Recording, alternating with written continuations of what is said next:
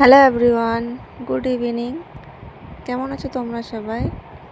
তো আমরা বিকেলবেলা একটু বেড়াতে বেরিয়েছিলাম, মানে রাস্তার দিকে।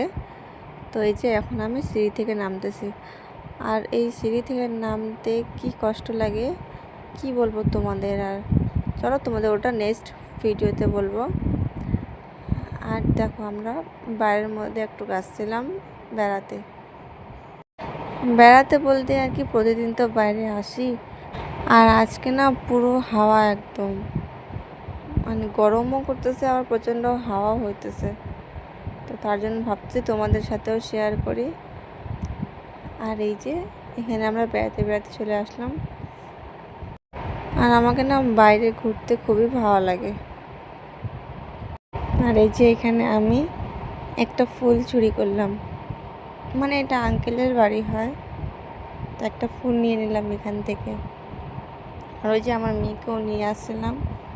তারপর ওখান থেকে এসে আমি এখানে দুধ গরম করতেছিলাম।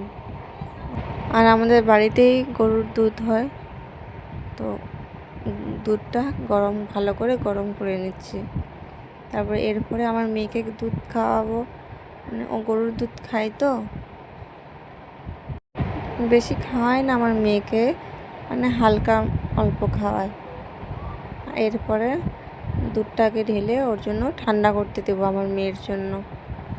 এই যে এখানে ওর জন্য ঢেলে নিলাম ঠান্ডা করে, তারপরে বোতলের মধ্যে ওকে খাওয়ায়। তারপরে এখানে আবার এসে চা বসিয়ে দিলাম। আর আমার মতন এইরকম চা কে কে বানাও?